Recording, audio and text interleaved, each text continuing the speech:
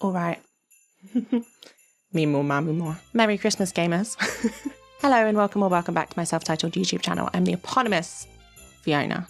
We are going to be judgy today.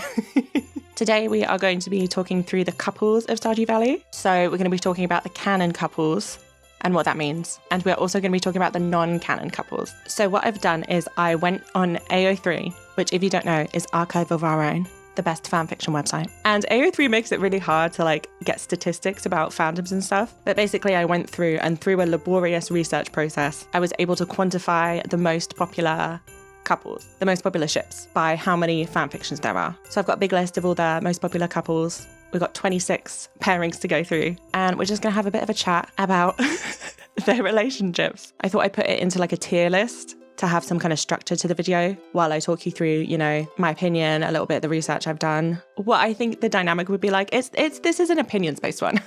I'm letting myself off the hook a little bit for the gratuitous amount of research I do for my usual videos. It's Christmas. Are we feeling Christmassy? Look at this.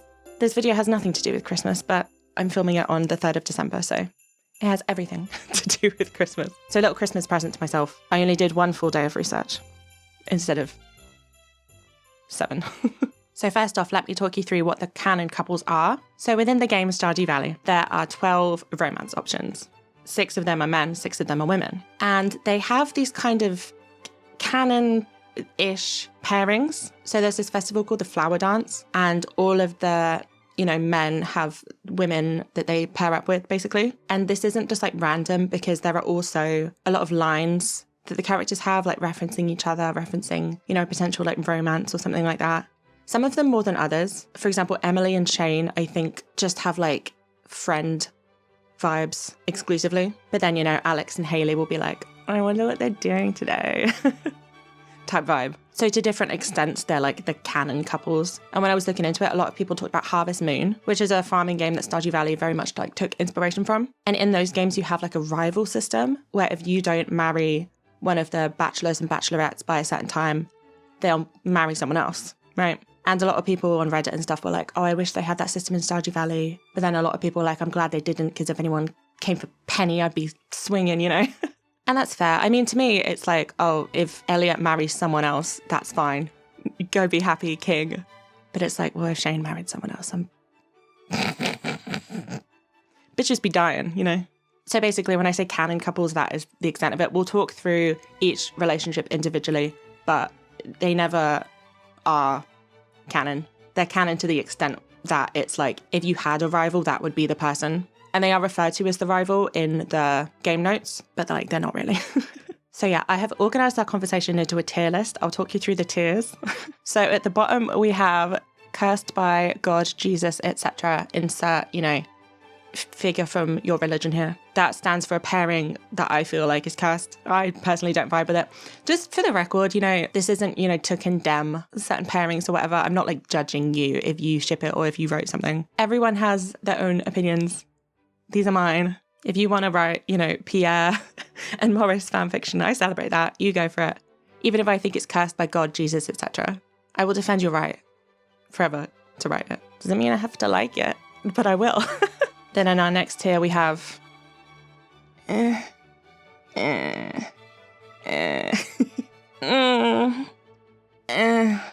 it's some of them, it just feels a little bit taking 2 characters and just putting them together for no reason. 2 characters who never talk to each other, never have any interactions with each other. So this category is just for the ones where I guess it feels like a bit of a stretch. It's not particularly cursed, but it's just a bit random, Our next tier is friend vibes, where I can see it, but I think they would be better off as friends. And our next tier is would read fanfiction. I feel a lot of them will go in here because I would read fanfiction about a lot of these. But we'll find out, I guess. And then right at the top, our S tier is would write fanfiction. And that is my ultimate approval, is if I care enough to write fanfiction. I'm not saying that I will. If I put something in there, don't be where's your fanfiction, Fiona? But I would. If I had all the time in the world. I would. If I had all the time in the world, I'd write fanfiction about all of them. Writing my Pierre Morris enemies to lovers. Okay, so we have 26 couples, 26 pairings that we're going to talk about. I had a couple of rules. The first one is that there's no player, because the most popular pairings were, player and Sebastian, player and Shane, etc., a self-insert situation.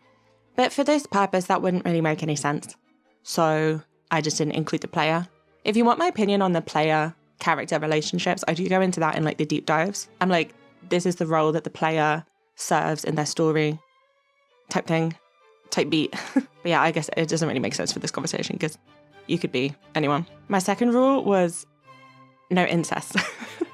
Because, I mean, there was some Maru-Sebastian. There's also, you know, I'm not going to get to it. I'm not going to name every single incest pairing that I saw because I don't want to, but I'm going to stay away from that subject matter, presumably for obvious reasons. I'm sure you can understand. So this is based on data that I gathered from Archive of Our Own on the 30th of October. So I started working on this a while ago and I got distracted by Doctor Who. I tried the best I could to like find the sum total of all of the pairings because AO3, I'm crying, throwing up, begging for AO3 to not have separate like Alex/Sebastian, but then also Alex&Sebastian because it's still in 2024, they have both. It's so confusing. So I tried to get both. So if you're interested in the stats, I will put my graphs on the screen. I've got some pie charts. Here's my pie chart. Here's my bar chart. I think I did pretty well with my methodology. I think I did pretty well with my methodology.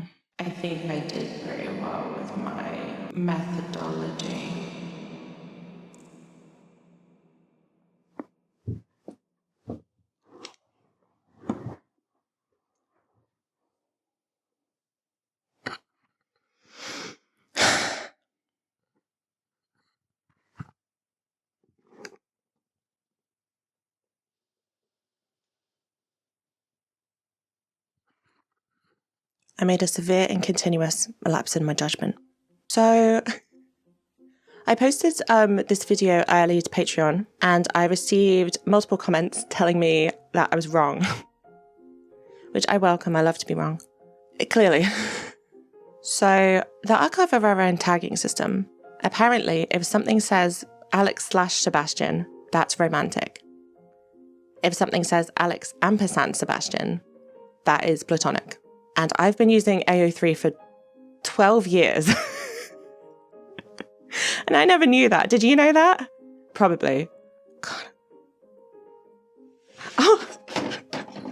So not only does this mean that multiple statements I made complaining about AO3 were wrong, but it also means that my data,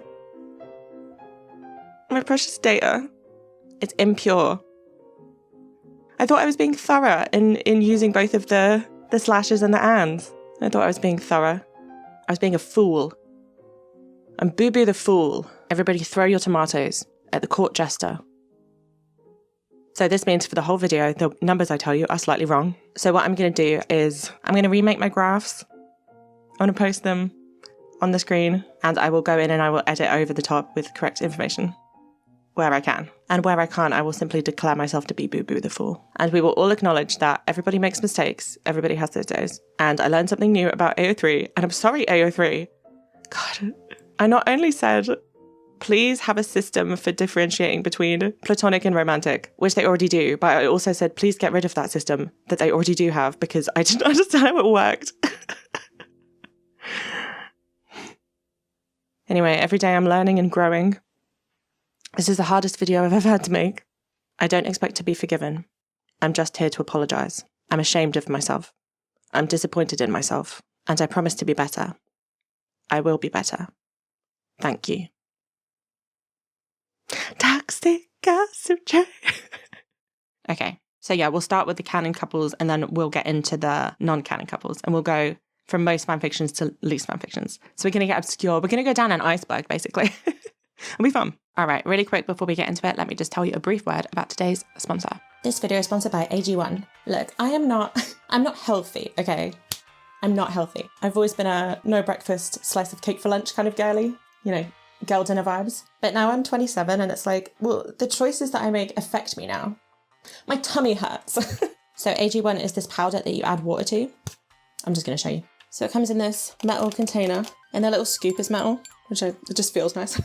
And you keep it in the fridge. You get a little water bottle and you do 1 scoop and you add 8 to 12 ounces of water. Sam, where did you put those like drops that go in it? And then some extra little vitamins. Just call me women in STEM, you guys. And then I usually add some ice as well, and then... Hey presto. It's nice. I'm so fussy, I'm such a picky eater, but it's good shit. Goes down easy, it tastes good. So it's a daily health drink. You've got 75 vitamins and minerals, you've got antioxidants, you've got probiotics, you've got prebiotics, which I didn't know was a thing, but I Googled it. It is a thing. So it supports your immune system, your mood, your little tum-tum. Personally, it just kind of makes me feel healthy. I don't know how to describe it. It's kind of like, you know the feeling you get after you eat a salad and you're like, I just ate a salad. I could do anything. It's like that. It's good vibes. Yeah, I find it very nourishing. I like it. It's good. Use the link in my description or scan the QR code to subscribe and save $20 off your first subscription of AG1. Oh, it matches. I didn't even do that on purpose. Awesome. Cool beans. Let's chat shit. Okay, so first of all, out of our canon couples, our most popular canon couple is Abigail and Sebastian, with 253 fanfictions. And I feel like that kind of makes sense. He's the most popular character. She's arguably, you know, one of the most popular bachelorettes. And if you're gonna ship Seb with a girl, which not a lot of people do, to be honest, then it's gonna be Abigail, right? The two goth kids, that kind of vibe. Very popular fanfiction dynamic overall. In terms of what their relationship would actually be like, so I talked about this in my Sebastian video, in that he describes her as not being his friend, and then when you get closer to him, he just doesn't mention her in his list of friends. And then Abigail has like no dialogue about him until you marry her, and she's annoyed, and she says, maybe I should have married Sebastian, you know? They do have things in common, you know, they're in the band together. Someone pointed out to me in the comments of the Sebastian video that when they play Solarian Chronicles in Sebastian's Six Heart scene, you know, there's 3 characters. Sam is usually the warrior, Sebastian is usually the wizard. So it makes sense that Abby would usually be the healer, which is low-key kind of sexist because, well, because a woman's a healer, you know, has to look after the men. Annoying. So yeah, they do obviously have a lot in common, but I said in Sebastian's video that he kind of manic pixie dream girls her. He has an idea of her in his head and he doesn't really want to get to know her, doesn't really have an actual interest in her because they don't ever hang out, just the two of them. It's always just when Sam's there. Her storyline is a lot about like finding someone who really sees the world the way that she sees it. You know, she's got her dad and her mum who are like, stay in this little box, cook and clean type vibes. And she particularly says about you when you have a romance with her that she was happy that you surprised her. So I guess that's similar to the Sebastian thing of like, they both think that you're just some normie. So I feel like hypothetically, if they were to get to know each other a little bit better, you could write a really good fan fiction about that. I'm sure it exists, where they like actually have conversations with each other, they actually get to know each other. They find that they have all this stuff in common about wanting to like break out of these roles that are set for them. But then Sebastian's journey is kind of like, he discovers that he can be happy at home, he can be happy in Stardew Valley. It was the independence he wanted more than particularly like to go to the city or anything. But then Abigail just always feels so restless when you kind of domesticate her. So I feel like that dynamic would very much be present in their relationship, you know? Although they wouldn't be living on a farm, would they? Where would they live? I don't know. Is there any property to rent? In Stardew Valley, I don't think so. But yeah, wherever they ended up together, I think he would be happy and she would be kind of restless, you know? So I don't know if they'd work out in the end. Yeah. I think it's one of those pairings where, yeah, it kind of makes sense. You like put the two goth people together, but at the end of the day, I think they would just argue. I think that they are quite different. So I think that they would be better off as friends. I mean, it would be nice if they actually had conversations with each other. Because right now, you know, in the like canon of the game, they're like not really friends. I think it would be nice if they were friends. So I'm going to put them in friend vibes. Whoa. Got our first. Okay, so our next most popular canon couple, coming in at 204 fanfictions, is Alex and Haley. Now, Alex and Haley is a really interesting one because more than any other character, I feel like these two are characterized so much as gay, right? Like, people comment a lot on my Haley video and my Alex video, like, I feel like Alex is for the boys, Haley's for the girls, you know? And that makes sense. I feel that way too. And I think that people feel that way. I think it's interesting to, you know, create those particular headcanons about these particular characters because they are so heterosexual coded in a way, you know, like Alex is this figure of like stereotypical masculinity. Haley is this figure of like stereotypical femininity, at first at least, for both of them. They're like archetypes of straight people. you know, and like through the game that gets subverted in these interesting ways because Alex turns out to, you know, be a little sweetheart. Haley turns out to also be a sweetheart. Like they have very similar arcs in that kind of way. But then it's different, I suppose, in a way, because Alex, like, you get the vibe that he has all these feelings, he has all these experiences, and he like pushes them down. It doesn't feel like he can talk about it, but he felt that way all along, you know?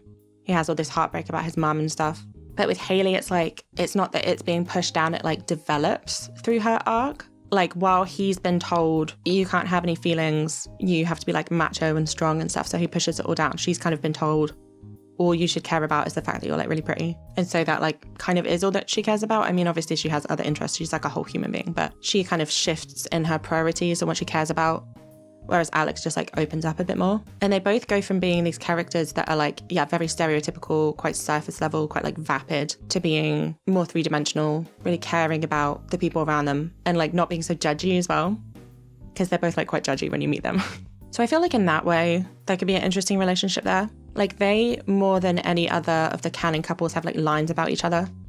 Like when Haley is kind of dancing at the flower dance, he's like, oh, I'm enjoying the view.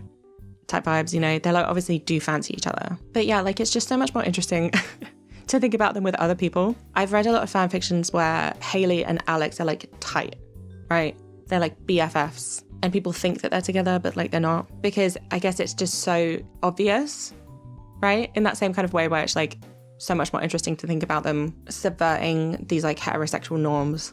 It's also so much more interesting to like put them with other people and like make a different dynamic out of it. For example, like an Alex and Sebastian fanfiction or a Haley and like Abigail fanfiction is more interesting because it's like the stereotypical kind of like squeaky clean character with someone who's more like subversive, as opposed to just putting the two like squeaky clean characters together. Although I do think that you could make an interesting fanfiction out of that. With all of these pairings, I'm sure that there's at least one fanfiction where it's like really good, where like really gets into the relationship they could have and it's like really believable. But that's just because fanfiction is so good. I'm sure that that exists for everything.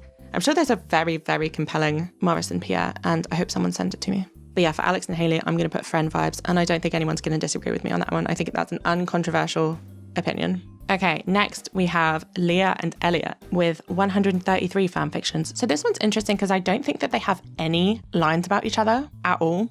But Elliott in his house has a painting that Leah painted for him, which is really cute. And they also like hang out at the saloon. They hang out at festivals, they like stand next to each other and stuff. So in terms of what their relationship would be like and how they feel about each other, we're like completely just making it up. But that's like the fun part. That's the fun part. So what do I think? So Leah as a character is kind of coming to Stardew Valley to like escape, right? To live her artist girl life, to make like cute aesthetic vlogs. And she's doing her sculptures, and it means a lot to her that you believe in her. Her ex-partner didn't believe in her and her art. And she fundamentally like doesn't care about money. She just wants to be like making her cool shit, you know? And Elliott is quite similar because he comes to Stardew Valley to like get away from his hometown because no one believed in him. And when you believe in him, that means a lot to him. It really motivates him. He talks about money, but he also talks about it as like a means to an end. You know, he's not like a gold digger. He's not a big capitalist. He just wants to be able to like pay his bills, which is fair enough. So I think that, yeah, they both have that mindset of like the artist, right? They just want to be creative. They both live in these teeny tiny houses like outside of the town square. They're both like quite reflective people. And they obviously like hanging out together. They hang out together a lot. So I feel like that would be a good relationship. I feel like they would have some good conversations about art, you know, the artistic process. And I feel like it's interesting the way that he's a writer and she's like a sculptor, artist. I feel like they could have, a lot of interesting conversations about that. Like I write and obviously make YouTube videos. And then my husband makes games, and we have a lot of interesting conversations about the differences and the similarities between these like mediums. So I feel like they could do that as well. And maybe they could collaborate on some stuff. She could like illustrate something for him. Oh, that would be cute. That's cute. I like that. And I feel like, okay, Elliott as a husband is very wife guy. Not as much as Harvey, but you know, he's like, oh, the sound of your muddy boots on the wood raises my heart into the sky or something. I don't know. Like he's very extra. And I feel like that would be quite healing for her after this whole experience with Kel, to have someone who just like unabashedly like is obsessed with you. And I feel like she knows the importance of being supported in your like craft. So she would be there for him and supporting him And I think she has like a bit of a temper. Like she gets mad at Kel over the phone, which is fair enough. She punches him in the face. But then I feel like Elliott is one of those presences that's like quite calming. You know, he would just be like, my love, there is nothing to fear. And that would kind of chill her out. As opposed to a couple like Abigail and Sebastian, where I feel like if one of them got pissed off, the other one would just get pissed off and they'd start arguing. So I can see it. I'm kind of into it. I think that'd be a good relationship. I'm going to put them in would read fan fiction because I kind of want to now. I wouldn't go so far as to write it because I don't have that many conceptions about what it would be like, but I would read it for sure.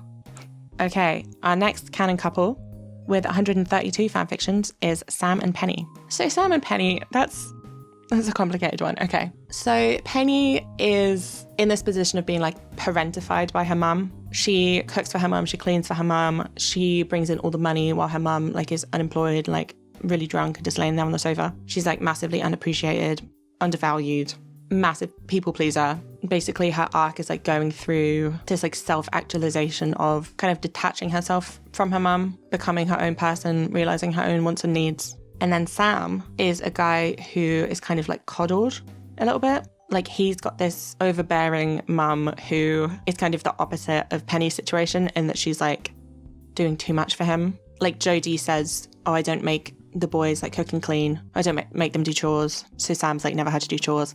And if you marry him, he says like, oh, I don't know how to cook. I don't know how to clean type thing. So on the one hand, right, you could see these two people who have been like damaged by their parental relationship kind of coming together and like bonding over that and like healing over that together. Both like taking a certain amount of independence, kind of, discovering themselves and their own like wants and needs through each other, right? Quite compelling. But then on the other hand, you could see it from the perspective of like, here's Penny, who is basically her own mum's like parent, and here is Sam, who is this like perpetual child.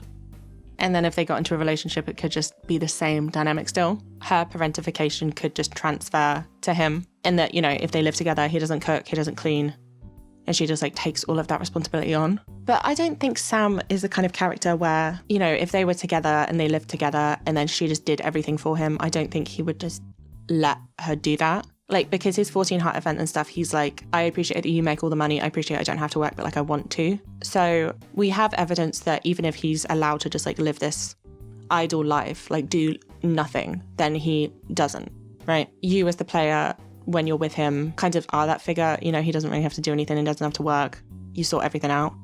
And he still is proactive. Like he still is trying to bring value to the relationship. He's trying to like bring some money in and stuff. So I don't think that he's the kind of guy who would do like weaponized incompetence, would see Penny like cooking and cleaning like too much and be like, nice, cool, I don't have to do anything, you know? Because when you're married to him, he has some lines of being like, you should hang out too, you should relax too. Like, yeah, he's not so selfish to just like let his wife like do everything for him. So I think he could be, a good presence for her in that kind of way, you know, in that if she has the inclination to just like do everything for him, he'd be like, don't do that, you're doing too much. Relax, chill out, take a moment, you know? And then conversely, I think that Penny could teach him the value behind doing things. Like that's how she shows her love, right? In her 14 heart event, she like makes you a bunch of furniture, she like makes you a quilt, and she's like showing her love for you through these like actions.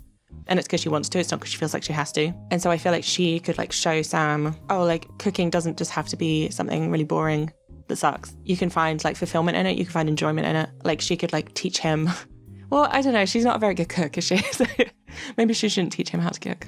They could learn together. That'd be cute. They could take a class. Yeah, so I see people say them in a relationship would be problematic because they would just fall into these roles, but I think that's kind of not very charitable to their characters, especially Sam. I don't think Sam would just like let his wife just like do everything for him. I mean, even in his relationship with his mum, he's like, I feel like there's something else going on here. And he does try to make his own food. And then she comes in and she's like, what's going on? You know? So I think if you take like a deep approach to it, if you were to write, you know, a fan fiction that was like at least like 30,000 words, really develop that like dynamic between them. Maybe you could have them both initially falling into these kind of roles, into this like trap, and then like developing out of that. I think, that's some really interesting material to kind of dig your teeth into. Would I write that? I don't think I would write it. I would read it for sure. I think if I cared about these characters more, then I would write it. But yeah, I think there's the potential there for a really interesting, like, slow burn kind of romance, in that they both overcome these, like, preconceived notions of what a relationship should be. They teach each other things. You know, one of them. Yeah, okay. Would read. Okay, now I get to talk about Shane. Okay, so our fifth most popular canon couple is Emily and Shane, with 81 fanfictions. So Emily and Shane, I think I mentioned, like, there is no romance, right? There is not even like a drop or a hint of it. And that's most likely because, like, they went romance options when the game came out. So the other 10 characters would have been, like, paired off, kind of developed, like, in tandem. Emily and Shane were developed as, like, just friend vibes. And then they were made romanceable options. And then it was like, well, they have to, you know, dance together with a flower dance because everyone else has a partner. And then there is a Clint scene where they just have, like, a friendly conversation, but there's no romance vibes, really. They just talk about, like, chickens. My chicken boy. My chicken boy. My chicken boy. These were meant to be, it was meant to be one blue chicken and one white chicken. But who do you think I am? Obviously they're both blue. But this is one, right, I might be biased. I am biased. In case you're new, I would die for him, right? Shane Gurley until the entropy of the universe. But I think that this one is compelling because in my head, right, I was talking with some people on my Discord about this before, and I was like, let me defend this relationship, right? So she works at the saloon. He is an alcoholic, right? So I see that as how they develop, like, their friendship, because in the Clint scene, we can see that they do talk to each other, they chat to each other. The Emily and Shane conversation in that scene is very much, like, presented as what Clint wishes he could do, right? Like, he watches them converse and he's like, you know, Clint. So I guess from his perspective, he sees a potential vibe there. So yeah, I see that as how they started talking to each other. Like, Shane as a character from the player's perspective is a guy that you need to essentially just keep bothering until he, like, breaks down and he's like, fine, I'll talk to you, you know? He says it takes him a while to, like, warm up to new people. So if he's going to the saloon literally every single day of his life, and she works there, and Emily is, like, a very, very outgoing kind of person. So if she's always saying, like, how are you? What's going on? Stuff. And he's like, fuck off. Yeah, in the same way that it is with the player, eventually they would have a kind of friendship if she persists, which I think she would. And she has this one line, let me look it up. So she has a line at 8+ hearts, according to the wiki. There's good people in this town who just can't seem to find happiness. It makes me sad. Working in the saloon, I hear firsthand about everyone's problems, right? So this is presumably referring to Clint and Shane, because Clint also hangs out at the saloon a lot, has a pretty sad life. Clint is catching so many strays. Good. So, but yeah, this is also referring to Shane, who spends a lot of time at the saloon, can't seem to find happiness. And it's in a very different way, because if we contrast the two, Clint is like, feels quite sorry for himself. You know, he's one of those people who doesn't seem to really take any kind of responsibility. This is like pure, like, opinions, you know, but that's how I see him, is like the type of guy who's like, why doesn't anyone fancy me? Why don't I have a girlfriend? And it's like, you can online date. You know, there's someone out there for everyone. Like, someone's going to find him hot. People find him hot. Like, in the comments of my Emily video, people were like, well, he's a blacksmith, you know? Clint, like, you're not doing yourself any favors, you know? But then Shane is like, I have such a bias, but number one, you know, he has, like, depression. Number two, he has this, like, issue with drinking. Number three, something happened, right? Something happened. And I'll get into this in his video, but something happened to him. Maybe multiple things, right? Why is he in charge of jazz? She says, my parents are dead. He was friends with them, right? So we know at least that he had these two best friends who died, and suddenly he has to look after their kid, right? That's one thing. And then you can, you know, say what you will about his comment about, like, I never had much of a family, right? God, I can't wait to make that video. Okay. So he is less of like a, you're not really doing yourself any favors kind of guy. I mean, he's not really, you know, but I think it's a lot more understandable, like, the place that he's in. Like Emily says, good people who just can't seem to find happiness. And it's like, Clint's not looking. It's looking in one place and it's her. And he's been weird about it. But then with Shane, it's like he used to have these friends and they died. And he's only been living with Marnie for like a few months, she says. So he used to live somewhere else. Like he's been in the world, right? He's got all these... he's got all this backstory that we will just never know and that I will speculate wildly about. Right. Anyway, but what I'm saying is that it's not like he would just be like this drain on her, you know? Because Emily is a very positive, happy, crystal girly, good vibes kind of person. She's very sure of herself. She doesn't really necessarily go through an arc. She just kind of is done cooking. Partly because, you know, she wasn't originally a romance option. Because I would say she's the only character who doesn't like go through that kind of relatively formulaic arc. But yeah, she's very sure of herself. She's done cooking. She's happy. She's someone who gives advice. She's someone who knows that she lived her life in a way that's like positive and beneficial and like is trying to help other people improve. You know, she does the clothing therapy. She invites Clint. She invites Shane. And they both go. And Clint goes presumably because he fancies her. Shane goes, I guess, like to be nice. Like, why would he do that? That's interesting. Because if you said to that guy, like, come over, let's play dress up, you would think that he'd be like, no, you know? But Emily, his friend, says, oh, come, like, be part of this thing that I'm, like, passionate about. And he does it. And he goes and he, like, doesn't complain. Like, Clint complains. And Shane is just like, cool, I'm like, goth now, you know? So she is kind of someone who likes to fix people, right? She does this clothing therapy. She invites all of the people who, like, need it. And he could do with some fixing, right? But I feel like it's not as simple as that because, yeah, like he sees that this thing like means a lot to her. He goes out of his way to do it. The conversation they have in the bar about like chickens and stuff, it's just like good vibes. You know, if you haven't had any of his like heart events or anything, that's probably the first time like you ever see him like talk like a normal human being and like smile is in that cutscene. So in the same way that with the player, he kind of sees this relationship with you. He says like, I've realized, you know, I have people in my life who care about me.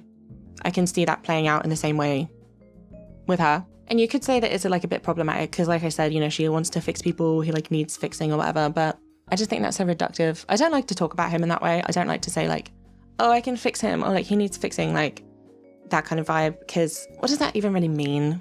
She's too good for him. I can fix him. She shouldn't waste her time. She can do better. I understand that it's like a trope. Taylor Swift thinks she can fix Matty Healy. No, she can't. But then talking about like fixing someone is just like quite disrespectful in that they're like broken. Because I mean, I guess he kind of is, right? He's talking about jumping off a cliff and stuff. But then it implies like a kind of binary of like fixed and not fixed when it's a lot more complicated than that. Like I struggle with depression. I would not call myself fixed, right? It's very much like you can backslide, you can like regress. Some days I'm doing fine, some days I'm doing rubbish. You have a bad period and you have a better period. So it's not really like, I don't really see it like that. I guess the way that I would see it is like if she's a person who is seemingly quite stable in her like mood, in her self-assuredness, and he is someone who still continues to struggle. Like even when you marry him as a player, he's still like a bit, you know, he's not like fixed, right? What would that relationship be like? How would that impact her, I guess, if he's still fallen off the wagon and things like that, right? But I feel like she's not like a toxic positivity kind of person. She's not like someone who would expect him to like be perfect. I feel like she has a genuine amount of like human empathy, emotional intelligence to understand that that's part of it. See, now I'm thinking about a fanfiction, right? This is why I put this as a tier of would write fanfiction, because now it's like my imagination's going, that would be so interesting to have her challenged in that kind of way. Like not, you know, like she needs to be challenged, but just to see what she would do with that from a character point of view, from like a character study. Like how would she deal with that? Having this partner who like, she tries so much to like, you know, does clothing therapy and stuff, and then it seems like it's working and then it kind of goes back. Like how would she deal with that? That would be hard for her. Because she's not going to just be a person who's like endlessly positive, just able to deal with anything you throw at her. Like she's a human being, you know? But I feel like ultimately, I don't think she would just give up. I don't think he would just give up. I think that could be, you know, a supportive relationship. Because he obviously does have the capacity to change. Like he's this person who, when you meet him, he wouldn't be like a good like partner or whatever because he's drinking and he wants to throw himself off a cliff. But then, yeah, he has this capacity for like self-improvement to find the will to try and claw his way out of that hole. So I think as like a friends to lovers kind of vibe, I think that's compelling. Again, I am biased because any pairing that he's in, I'm going to be like, this is really interesting. But I'm going to put them in would write fanfiction because I just told you my idea for a Shane and Emily fanfiction. I did think about writing one before. It was one that I had in my head. I never wrote any of it down, but just saying. All right, let's move on to our last canon couple. Is anyone surprised that this is the least popular? No, not even a little bit, right? So our least popular canon couple is Harvey&Maru with 55 fanfictions. If we compare that to 253 for Abigail and Sebastian, that's a fifth, right? They are massively fallen down the rankings, and we can all understand why. Because the implications of them as a couple, right, are problematic. Because he is an older bachelor, he is a doctor, he works at the clinic, he owns the clinic. She is younger than Sebastian, who is a younger bachelor, and she works for him. Like, she works for Harvey. She's a nurse, she works at his clinic. So already, number one, you've got the age difference. Number two, you've got the power dynamic of the fact that he's her boss. So when you take those two things into consideration, it's not a very popular pairing. Also, there's the fact that Maru has a line saying, like, he's not really my type. I think Penny ships them. Penny has some lines saying, like, oh, I hope they get together. But yeah, Maru directly says, like, I'm not into him in that way. And then Harvey has the sunscreen line of, like, oh, let me put some sunscreen on her shoulders, which I think got changed recently. But I went through in his video, I don't think that he fancies her. Even if he did, like, hypothetically, if he looked at this, you know, pretty young girl working in this place with him and he was, like, felt an attraction towards her, I don't think he would do anything about it. I think he'd be like, that's weird. Let me keep this to myself, right? Because he's a responsible, he's a very nice guy, like a genuinely nice guy. I don't think he would, even if something stirred in him, I think he would be like, I'm not going to act on that in a million years. So that's my perspective. If we think about it hypothetically, right? I guess if we humor it, if we think about it, we take out all of the problematic elements, we disregard the age difference, we disregard the weird power dynamic, we disregard the fact that she says she doesn't fancy him. So I guess with the fact that they like work together and he's like her boss or whatever, you could hypothetically make that sexy. Right? Like, it's like a forbidden thing. There is a lot of, like, you know, in fan fiction, like age difference stuff. People are into like power dynamics and stuff, you know. That is the kind of thing that makes things sexy in a way. Like, yeah, that it's like wrong. Like, you shouldn't be doing this, but like you want to, you know. So I can see that from like a hypothetical point of view, right? So if you're into this, like, that's fine. They're not real people at the end of the day, right? This isn't real life. This is Stardew Valley. In Stardew Valley, I don't think that they want you to think about like, oh, the implications of this power dynamic, right? I don't think they want you to think like, well, if he hits on her and she says no and he fires her, like, what is she going to do in terms of work? You're not supposed to think about that in Stardew Valley, right? It's the perfect, wholesome world. Not in every way, but in a lot of them. But then also that it just gives me midlife crisis vibes for Harvey. You know, the thing of like, oh, like middle-aged man like cheats on his wife with his secretary or something because she's there. Because she's young. I don't think Harvey would do that. I think Harvey, yeah, he's responsible. He's very like controlled in himself. So your 4 heart scene with him is just him giving you like a checkup, because 4 heart scenes for every other character are typically scenes where they like open up to you. You know, Alex tells you about his dad and his trauma and stuff. 4 heart scenes with Harvey is literally just he gives you a checkup because he's so controlled, because he really keeps a tight lid on everything. But then, yeah, it could hypothetically be interesting to like crack open that tight lid a little bit and be like, oh, what if he, you know, let himself feel? What if he gave in to like temptation or whatever, you know? I just don't think it would be with Maru. I think to have him give in to temptation in like such a way, such a taboo kind of wrong way, would like be out of character for him. I can see him doing that with like the player. I've read some stuff where he kind of does that with the player, and that's very compelling. But, you know, I'm not knocking it. I'm saying if you write it well, I can see that being like compelling, entertaining. But within the canon interpretation, what I think it would, be like in real life. That's what I'm trying to do, I guess. It'd be like, if they were like canon, what would it be like? I just don't think it would happen. Like, I don't think he would be able to like get over it. And then even if they started like a relationship, then it would be like the whole town would be like, oh my God, I can't believe that. And he wouldn't like that at all. Maru, I don't think would give a shit. Maru doesn't care what other people think. But then she also does, right? In that she's like such an overachiever.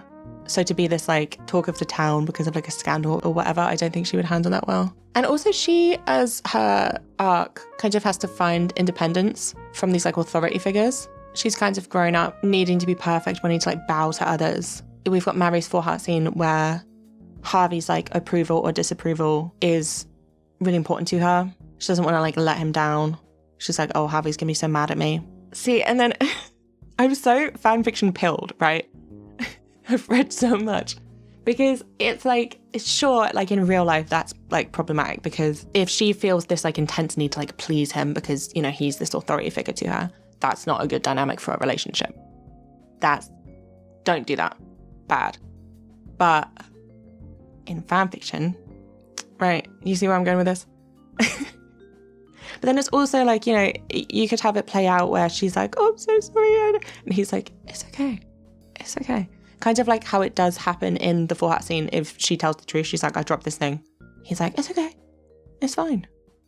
Help her like unlearn that type of stuff, But then that doesn't have to be like a romantic thing. I think that as two characters, it would be interesting if they had more of a relationship. I think that there are things that they can like learn from each other in that kind of way. Like he feels this intense pressure to be this authority figure and she feels like doesn't feel independent, doesn't feel confident in herself, feels this need to like be perfect. So if they had a conversation about that, if they had like a friendship or like a mentorship even because he's so old, then that's interesting, but it doesn't need to be like a romantic thing. Again, power dynamics, forbiddenness does lead itself well to like smut, but that's one thing. Personal opinion, I'm going to put it in friend vibes simply because of what I said where there's interesting stuff there, but it would be played out. It could be played out as friends. It doesn't have to be romantic. I was originally going to put it in the and you could also hypothetically put it in cursed, but I think it can go into friend vibes because I see that as a nice friendship. I've read Harvey fanfictions where Maru's like really there for him type thing. Okay, I'm happy with that. We'll leave that there. So now we get into the non-canon couples, which is very exciting. I'm not going to talk at length about these as much as I did with the other ones because some of them are like so random. I'm like, what would you even say about it? And then also this video was intended to be like kind of short, so I can't be here all day. And also the cheek of me to be filming this in natural lighting and it's almost 2 p.m. in Britain. It's going to get so dark in here. The sun is going to set in like 20 minutes, I swear. But yeah, I'm excited. Okay, so let's talk about the non-canon couples. So these are like fanfiction pairings. As in, there is no even, they don't dance at the flower dance. It's just completely 100% like fan pairings. Some of them, they're friends like in the game. Some of them, they like talk to each other in the game. They talk about each other in the game. Some of them, no mention of each other. You don't even know that they exist. And there's fanfiction about it. So I stopped at a certain point. I stopped with Clint&Emily. Because after that, they just felt excessively random. And it's like, I have to stop at a certain point because every conceivable pairing has a fanfiction, right? So we're going to do 20. We're going to do 20 of the most popular non-canon ships. So would you like to guess who the most popular non-canon ship is? This was surprising to me. Although I guess it's not really that surprising. But if you want to guess anyway, have a little guess. Oh, interesting. Well, it is Sam and Sebastian with, how many fanfictions do they have? 716 fanfictions. Bear in mind that Abigail and Sebastian have 253. So far and away the most popular ship out of all of them. I'm not, like, player and Sebastian is the most popular ship, full stop. But out of non-player, inclusive, the most popular, Sam and Sebastian. So let's talk about this, right? Grumpy sunshine vibes. Huge, Stephen Bucky energy. Yeah, I mentioned in my Sam video that a lot of the fan fiction I read that were like Sam and Sebastian, it was like they've been friends for years. They both have feelings for each other, but they don't say anything about it because they don't want to like ruin the friendship. But then something happens and it comes out and one of them's like, oh, we could have been making out this whole time type thing, which rules. I love that as a fanfiction trope. It's great. That's kind of really the only thing you can do with it though, right? Because they're so close canonically, because they're like best friends, they're like in each other's heart events and stuff. The idea that they've known each other, that they know each other so well is present in basically everyone that I've read.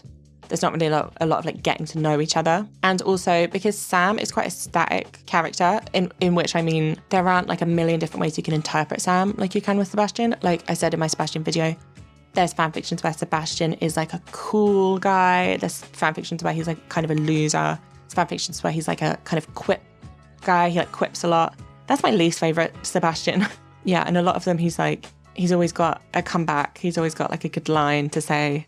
And I just don't think he'd be like that in real life. He obviously thinks very deeply about everything that he says. So I don't think that he would be like one-liner, you know, type guy. But then Sam is this like human sunshine, golden retriever type character. So, you know, obviously you can kind of do a mix of things with that, but you can't kind of change him in so many ways as you can Sebastian. Yeah, it's not my favorite. I've read a lot of it, like I said. Because there is a lot of it. I read a lot specifically when I was doing my Sam video, just to investigate, you know? And yeah, it does seem to be a lot more short stuff, because you can't really do like a slow burn. Well, you could, I'm sure that exists, but I guess like what would you do with that? What do they need to overcome in order to like really see each other when they start off so close? But anyway, that's not what I'm trying to judge here, is the concept of Sam and Sebastian fanfiction. What I'm trying to judge is, do I think they're a good couple? No. I don't know why I'm saying that. I haven't really thought it through, but my gut says no, right? I just think that they're on different wavelengths. Like, I guess I'm picturing them like being married and like living together or whatever. And Sam is the kind of guy who he does spend a lot of time just doing nothing, but he eventually has his 14 heart event where he's like, I want to do something. I don't want to just do nothing. And Sebastian also spends a lot of time doing nothing, but he seems to just have a different interpretation of that. He seems to like really see that as like his special time. You know, he likes being on his own. Whereas Sam, it's like all this time he spends on his own, it's like he needs to fill his time with something, right? He doesn't see it as rest. He just sees it as like trying to keep busy. Like he noodles around on his guitar or whatever. He never really says to you like, oh, I just did nothing today. He's always like been doing something. I need to check that. So I see it as like potentially, you know, Sam's like, let's go do this, let's go do that. And Sebastian's like, no, you know. But do I think that they have the potential to kind of meet in the middle a little bit? I guess. I mean, anyone has the potential to meet in the middle a little bit. Sebastian seems to really value kind of isolation. He seems to really like that alone time. Sam values like time with other people, these family kind of bonds and stuff. But then I feel like Sebastian's whole thing is like, people want him to be more like everyone else. He's so different. He's so weird. He's a weirdo. He's become so numb. And then it's like, if he were to like change for Sam in that way, then that wasn't necessarily like vibe with his arc he goes through. That would be him kind of conforming a little bit, like being more extrovert. And then with Sam, I think Sam has been overlooked a lot, you know, in his life and his family, with all the stuff going on with his family, with the fact that he has his little brother, so he's not like seen. Yeah, he gets overlooked. And so for Sebastian to be like, I want to spend time on my own, I think would make him feel a bit dodgy. But then, yeah, like if that was a real relationship, that's something that people can overcome, right? Compromise. So it's not like that's like some kind of deal breaker. And I do enjoy the grumpy sunshine dynamic. But then it's like, that puts a lot of pressure on the sunshine, you know? I guess kind of like what we were saying with like Emily&Shane, where it was like, she's not just going to be positive and happy like all the time. His like mood swings are going to affect her. And with Sam, it feels like he does feel this pressure to be super happy all the time. You know, he tells you about all these anxieties he has about his dad. And so if Sebastian's kind of moody sometimes, he's the grumpy, Sam was the sunshine. And it's like, maybe he does feel this pressure to just be happy all the time. Like Sebastian's like, no, I don't want to hang out with you. And Sam feels this pressure to just be like, okay, no big deal. Even if it does hurt his feelings. But then that could lead to some interesting conversations where Sebastian's like, why are you happy all the time? And Sam's like, well, I'm not really, you know. And then Sebastian like could teach him that it's okay not to be happy all the time. Because some people have said that that's the impact that Sebastian made on them was like, you don't have to be okay all the time. You can be like, this sucks. And that's fine. So he could kind of teach him that. It might be like an opposite attract situation. But then again, what we do know about their friendship is Sebastian has those lines where he's like, Sam does all the talking, I just listen, right? Sam is giving so much. Sebastian is just kind of taking or just letting it like wash over him. So yeah, this is very opinion based. I feel such pressure to like come to a conclusion. My husband pointed out to me that I feel with making videos that I need to be like kind of like a authority figure. I need to be able to be like, I know everything about this, you know, because I personally just hate the feeling of like being wrong. So with this, I'm like, feel the need to justify my opinion so much, but it's just vibes. I just feel when I think about it deeply, I just feel like it just wouldn't work, right? Comment and tell me your defense of what you think their relationship would end up like. I think there's a reason why the fan fictions are short, right? Why you don't see as many like longer ones, just personally, or maybe I just didn't read them, I don't know.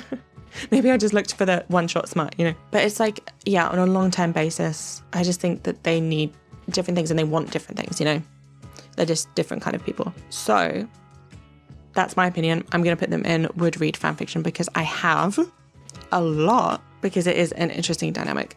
You can write great stuff there, and people have. Would I write? I don't think I would write it. If I had a really good idea, then I would, but I don't have. So the next most popular ship is so funny. So our most popular ship is Sam and Sebastian. Our second most popular ship is Sam and Sebastian. And Abigail is a triple ship. So Sam and Sebastian and Abigail have 293 fanfictions. So we've got our top three now. So number 1, Sam and Sebastian. Number 2, Abigail, Sam and Sebastian. Number 3, Abigail, Sebastian. I just love these characters. I mean, it makes sense, right? Because I guess the like typical demographic of someone who writes fan fiction is like a teenager, and they're teenagers. And also they're like the alt gang. And, you know, it's more kind of fan fiction isn't like a mainstream activity. So I guess it kind of makes sense in that kind of way. Not everyone has my intense biases about Shane. So Abigail, Sam, Sebastian. So the way that the AO3 tagging system works is very flawed. Love AO3. All of the love in the entire world to AO3. One time it went down when I was trying to read fan fiction and I just didn't know what to do with my life, my time, right? It's an integral resource. But the way that the relationship system works is so flawed because it can be a fan fiction about friendship and you tag it, you know, Abigail and Sebastian, right? Because it's about Abigail and Sebastian's friendship. There is no way to differentiate from a fan fiction about their friendship to a fan fiction about like any kind of romance, right? Just in the relationship system. So when I was looking all this stuff up, it could be that there was just a scene in a different fanfiction where where Sebastian and Sam and Abigail were just like talking and hanging out. And the person was like, oh, it's the relationship of the three of them. Let me tag it. And the same with every single other piece of data on this ranking is that it could just be a fanfiction where they're friends and there's no real way of telling. I would have to go through them one by one and like manually check. And I just don't have that in me. Right, it's not that important. That would be some real like methodology shit. I don't have that in me. No, I'm a qualitative girly at heart. So that being said, people call them the arse trio because it's Abigail, Sam, and Sebastian, which is funny. There are a surprising amount of fanfictions written about them as a threesome, right? Surprising to me personally. And I don't really know how to talk about this actually, to be fair, because I'm not a person who knows anything about like polyamory, relationships with more than 2 people, basically. I know there's other words for it. I'm sorry. I don't even know all the proper words for it, right? So I don't know how this dynamic would end up. I don't know if it would end up being a problematic dynamic or whether they would have a great time in their little polycule type vibe, you know. Okay, I randomly went to make a cup of tea in the middle of a thought I was having. That's good shit. Yeah, so I was thinking about it when I made my cup of tea, but I still don't really know how to come at this because from my outsider's perspective, it seems like, you know, there are certain dynamics of relationships with multiple people that are like, avoid this. There's that like Tumblr post about like the polycule with like 8 people in it who live in Portland and some of them are vegans and they argue all the time. I don't know. Yeah, I just don't know about whether their relationship would be good, whether their relationship would be healthy. I guess as an inclination is the kind of way I'll come at it. Like, I understand fully the desire to like do something more or less traditional with it. Like Stardew Valley as itself is quite a traditional, monogamous, the most like subversive, heteronormative thing you can do is get gay married, and even then you just have your 2 kids. So. And all of the characters are like pretty much straight unless you are the person who is doing gay shit with them. So I understand that the impulse to kind of queer it up a bit, you know, to do something less traditional, put them in this like 3-way relationship. I think that's where a lot of fanfiction comes from, right? So I've got them all prioritized in this list by how popular they are. So we can see that it's not until, oh my God, wait. It's not until here with Elliott&penny that we get a straight pairing. Right? That's crazy. And then even then, it's one of 2, right? So yeah, the inclination with a game like this, and also just for kind of fanfiction in general, like people seek a representation, right? A lot of people in fandom are like queer or are coming to terms with their sexuality. And so that's what's going to be more like popular and stuff. Also, I feel like an underrated element, people a lot of the time say, you know, yeah, the reason that people ship like 2 men together is because they're like teenage girls coming to terms with their sexuality, things like that. But also I feel like an underrated element of it is just the fact that if it's queer, it is so easy to then have it be like forbidden, you know? Like the dynamic of so much compelling romance is like, oh, it's like secret, like we shouldn't, you know, we shouldn't, but we will. Like this like forbidden romance vibes. That's the kind of shit I love, right? That's the kind of shit that really, it's like, yeah, like we shouldn't be doing this. Like I'm so tempted, like vibes. And when you add like a queer element to it, it's just so easy for that to be the conflict, right? You don't have to think of any other kind of conflict. It's just like, oh, like we need to keep this like secret. Like especially, you know, with like Steve and Bucky fanfiction, they would set it, people would set it like in the 30s and 40s, and it would be like, well, inherently there's all this like pining and yearning and oh, I can't, and he doesn't feel the same way type thing, because you couldn't be queer back then, like you would get arrested or whatever. So I feel like that's an underrated reason why people are interested in like queer stories in this way. Obviously there's all that, I'm not saying that's the only thing, all of the other stuff is like true, but I just feel like that's something, it is a plot device, right?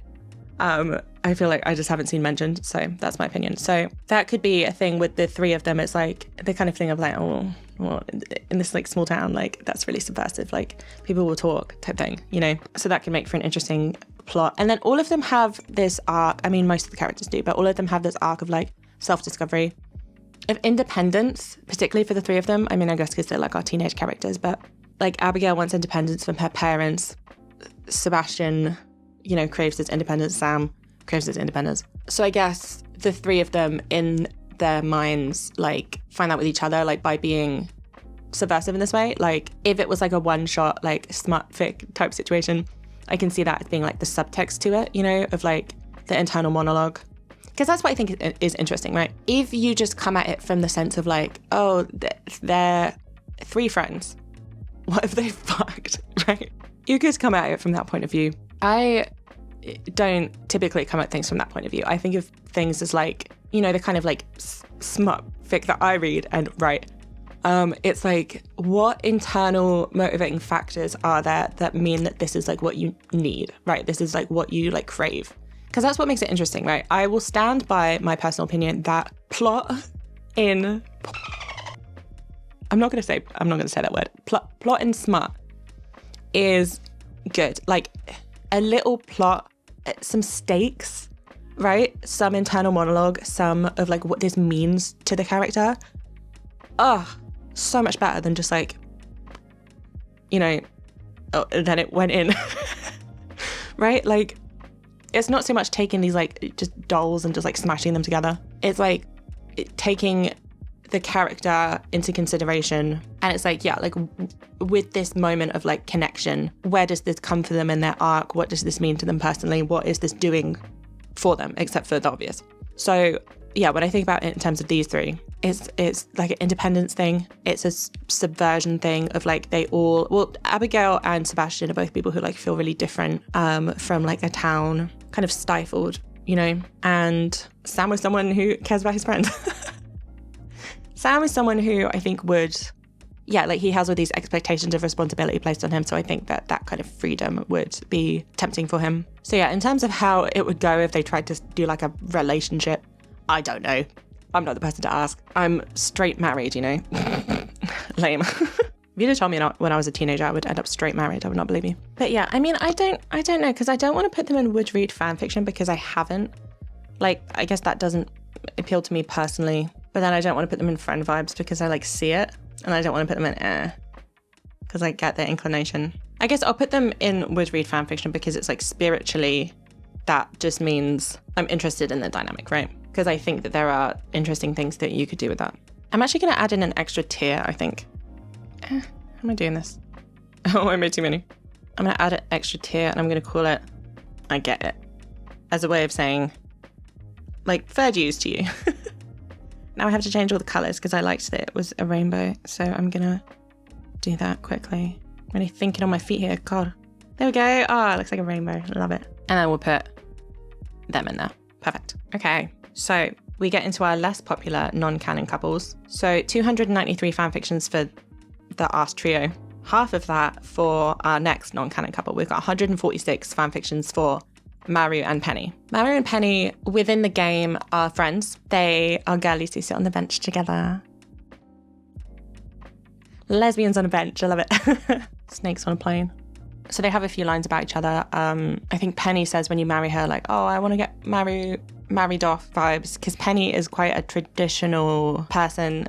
Out of all the characters, she's the most like, I'm going to be the housewife. I'm going to be cooking for you. I'm going to be like making a quilt, you know, type thing. I think, yeah, she finds comfort in that like traditionality. So hence she gets married to you. She's like, I want to get married. She also kind of, I think she has a line of like wanting Maru and Harvey to get together, which, and I can see that from Penny's point of view of this like traditional mindset of being like man and woman.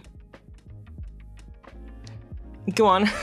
You know? So therefore, it's kind of like an Alex and Haley situation where it's like the more traditionally heterosexual someone kind of presents and is in their themes, the more inclination it's like, they're gay, you know? So I see that with Penny. I think that's really interesting with Penny. Yeah, because she has this idea in her mind that like brings her comfort of this like traditional family. You know, she wants to like move out and like have kids and have this like traditional kind of life. If she ends up in this queer relationship, I think that's interesting for her as a character to kind of push her out of that mindset, because I can see her having that as like a coping mechanism but holding really strongly onto that and not wanting to be like, well, actually that's not what I want. And then Maru, as someone who's always kind of seeking other people's approval, and her dad being like quite overbearing about who she's in a relationship with. The cogs are turning in my brain now. The fanfictional cogs are turning. I can see that. I can see it as a kind of thing of like, right. But let me pitch you on this, okay? Maru and Penny's allowed to come round Maru's because she's a girl, right? Demetrius is like, whatever, girlies, they were roommates, you know, just two gals being pals. And then maybe when they're like having a sleepover, they have like a little kiss or something and they're like, both like freak out. They're like, what the hell? So you start your fanfiction with that, and then it's like, Penny got home and she had all of these thoughts and she was like, no. I need my 2 children. I need to make a quilt. And then Mary's like, oh, but I need like approval so bad. Like my dad didn't even think there was an issue with Penny coming around. Obviously he doesn't know that gay people exist. Like what's going on? And Maru as an arc, like figures out what she wants. She's never really thought about her own wants and needs before. She's only thought about other people's. And the same with Penny, right? And then it's like, well, they figure it out together. I'm pushing my glasses at my face. I'm not wearing them. So that's my pitch. Very appealing. I like this pairing. I see this pairing as in the background of a lot of other fanfictions. It's one of those, yeah, like if I'm reading like an Alex and Sebastian fanfiction, which I do a lot, in the background you've got like Maru and Penny, or you have like Abigail and Haley. You know, one of those ones where it's like in the Fiona Sangster cinematic universe, it's canon, right? This is one of those ones where it's like Alex and Sebastian, Maru and Penny, Haley and Abigail, Elliott&leah now, Shane and me. You know, that kind of vibe. So yeah, we are 100% on board with the Maru and Penny train. Yeah, like I said, I think their relationship would be good for both of them. I don't really see there being like drawbacks to it like there were with like Sam and Sebastian. Like, you know, when I talked about the Sam and Penny potential relationship, and it was like, well, it could go one of two ways. Like they could like learn from each other, or it could just be like kind of low-key toxic. It feels like Maru as a counterpart to Penny is more fitting, because it's like she's very capable. She's like used to being very capable. But when you put her in a situation that she doesn't know what to do with it, she kind of freaks out. She doesn't like that. So it's not like Penny would really have to teach her anything, like how to like clean or whatever. Like with, if it was Sam and Penny, I guess Penny would need to really try really, really hard and like be quite self-aware in order to not just like fall into that pitfall and just like start doing everything for him. But with Maru, I guess it would just be more natural and like organic. Like they just feel like they go together. I don't know what it is. I ship it, I guess. Like it just makes sense to me. It makes sense to me. I'm going to put this one in would write fanfiction because I essentially did just pitch you my idea from Maru&penny fanfiction I just came up with. I don't think I will. Like I said, I don't think I will, but because I like writing reader inserts. But maybe one day, I don't know. I'm going to live hopefully for like 60 more years. Maybe I'll do it at some point. So we ship it. Okay, the next one.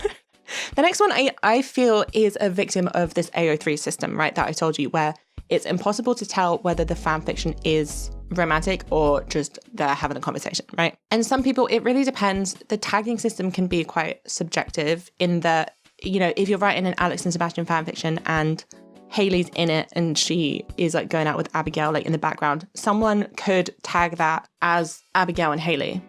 Someone could not tag that as Abigail and Haley, right? It's subjective. There's no like rule to that. What I mean is that some people will tag every single friendship, every single people that talk to each other as like a relationship. If it was like a fanfiction that was like 2,000 words, some people would tag like every single character that's even in it, every single two people that even talk to each other like as a relationship. All this to say, the next one is Harvey&shane. And they have 116 fanfictions. And like, I'm not knocking it as a ship. I'm not saying like fundamentally I think that it's not just a romantic ship or anything, but like I kind of am, because Harvey is the town doctor, Shane is the town guy who needs to go to the doctor, right? And you see a lot of fan fictions that are like Shane oriented or Harvey oriented where they interact in that way, right? In the game, there's a heart event where he needs to go get his stomach pumped and Harvey is there and taking care of him because he's the doctor, right? So you can have that in a Shane fan fiction. And then in a Harvey fan fiction, you can have Harvey's development through his like patience and stuff. So I've seen fan fictions where it's like talking about how he has this like trauma over like losing a patient in the past, or like how hard he finds being a doctor, like how much of an impact it has on him, how difficult he finds the day-to-day emotionally. So I feel like the Harvey-Shane relationship in that very specific way is frequent in fan fictions, and then people would tag it like not as a romantic thing. All that being said, let's engage. Let's engage with the idea. I don't know. Poor Harvey. I don't know if Harvey can take it. He's so anxious, right? To have this like romantic interest who is like unstable and who he would have to like save. Like, I mean, literally, like in terms of like making him not get alcohol poisoning, like pumping his stomach. Like, it's not like an I can fix him situation. It's like, I need to or he'll die, you know? But then there are a lot of compelling Harvey like reader fan fictions where it's like you come back from the mine and you're like really messed up, and then he like takes care of you and he like fixes you up, you know? I think they call it like sick fic, and I thought that meant like in like a messed up kind of way, you know? But I think that's the term for fan fiction where it's like one of them's taking care of the other. And so this lends itself quite well to that. See, okay, now I'm painting a picture in my mind again. Okay, so you could have like Harvey, because he's so lonely, right? He's so lonely. He doesn't have any friends and he works so hard. He's always in the clinic. He's working these long hours. He's putting everything else in front of his like happiness. He doesn't let himself like date or anything, you know? And you know, you could have like an evening vibe where it's like just the two of them or whatever. And you could have it where like Shane gets brought in and Harvey kind of like fixes him up or whatever, and they have this conversation about like finding happiness, right? In that Harvey like prioritizes all this other stuff and Shane doesn't prioritize himself or happiness. He's kind of given up in that kind of way. And Harvey, you know, Harvey in Shane's six out scene, he says things are always going to get better. You always have to believe in that or something like that. So I can see him saying that to Shane, and then Shane is like, well, do you believe that for yourself? Like, you're here and it's like 11 p.m. like on a Friday. Like, what? You know, you're telling me to like get a life, and it's like, you get a life. And because Harvey, yeah, like he gives a lot of this advice, because there's the thing of like his fridge is full of like easy food, even though he says like, make sure your diet's good type thing. It's like he prioritizes other people over himself so much that he will give advice, but he won't take it. So I feel like that could be an interesting way into a potential thing. so fanfiction pilled. This is how you can tell that I write fanfiction, because I'm like, but what would the circumstances be in order for them to kiss, right? How can I put them in that situation? But then if you were thinking about it in terms of like a relationship, I don't think that would be good for anyone, because Harvey has so much love to give. He, I think, needs stability because he's so anxious. And Shane, I think, needs someone to be kind of like understand like the nuances of like mental health. I mean, Harvey understands, but I feel like it would be hard for him, especially with this like doctor codedness, how he's like very work focused. Like it would be really hard for him to have this partner where he would go to work and say to everyone at work, like, oh, you should do this, you should do that. And then he comes home and he has to try and like control that. He has to try and be like, not just like lecture him or whatever. I mean, it could be good for him in that way, but I just feel like that wouldn't be really beneficial for everyone involved. So like in a long-term way, I would say no, but like you, in a one-shot kind of way, right? One shot, if you're not familiar with the parlance, is just like essentially just like one scene of like a story, usually like a smut thing where, you know, they have a tryst. That's the end of it, you know? Or like just a moment of connection between two people. Like I said, I feel like you could have that situation when they're like in the clinic and they're like, but you don't take care of yourself. And then some stuff happens. But then, yeah, in a long-term kind of way. I guess I have to put that in the would write fanfiction because I essentially did just write one again. But then that doesn't mean that I think that that's like a good relationship. Well, it's fine. It's fine. This tier list isn't going to be like evidence in a case, is it? No. I don't think it's a good couple. I don't. But I can see it being interesting in a very specific way that I would explore. Okay, so our next one is Haley and Abigail. Haley and Abigail have 111 fanfictions. So this, and I'm not saying this to like minimize anything, this kind of reads to me as like the mirror image of Alex and Sebastian. I mean, because those are the two canon couples, right? In that it's like the kind of squeaky clean one and the like subversive one. It's getting so dark in here. I'm going to have to go get my lamp. BRB.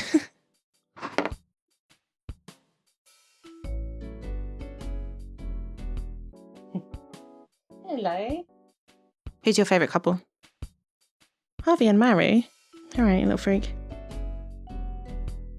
Okay, so Haley and Abigail, yeah, I feel like they're appealing in the same way that like Alex and Sebastian are. But then, you know, if we take them in their own terms, Haley just is gay. She just is. I don't know what else to say about it. She just is. It's just this feeling. She's for the girls, right? Because it just makes her more interesting. I don't know if it's problematic to say that, but it does categorically just make her more interesting. If she's, you know, this very femme kind of character, she's always talking about like shopping and etc. Like she's like this archetype and she's gay. Like that's just more interesting. So I see it as this dynamic of like Abigail kind of misjudges Haley. So Haley at first gives off these like mean girl vibes, right?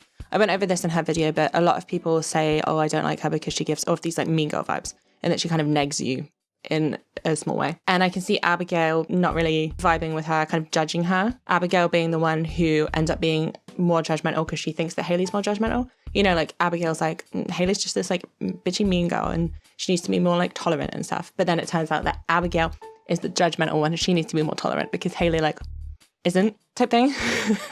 So I like that. Like I like the subverting the trope of the like perfect kind of jock characters, in that the edgy kind of indie characters can be more judgmental at the end of the day because they're the kind of people who are like, oh, I want to get out of this town. Everyone here sucks. And it's like, those are people. Those are people. You're being mean, you know? So I feel like in that way, it's appealing. And then also if we think about their arcs, like Abigail wants to be more independent. She wants someone to kind of see things from her point of view. I think Haley can relate to struggles with parents because of her parents. Like her parents have like fucked off to like the Fern Islands or whatever. Left her and her sister completely alone. Her sister's kind of taken on that like parental role. And then Haley in being this like flower queen, like pretty girl that everyone kind of underestimates. Also, yeah, kind of wants to like break out of that. Like Abigail, her dad is like, you need to come home and like cook dinner. Like, and she's like, oh, you only want me to do that because I'm a girl. So they're both kind of struggling against these like gender roles. And I can see them like bonding over that. And then Abigail, I've said a couple of times, like Abigail, when you marry her, she's very restless. And that I said in her video, I get the feeling that like if she settles down with you, like so young as well, because she's very heavily implied to be like a teenager. She's just never, that's just not what she wants, right? She's just gonna be restless forever. So I feel like Haley's arc is kind of valuing these like bonds and stuff, learning to be a bit less like superficial, learning to be a little bit less judgmental. Like she kind of changes her mind about her sister. She initially was like, my sister's so weird.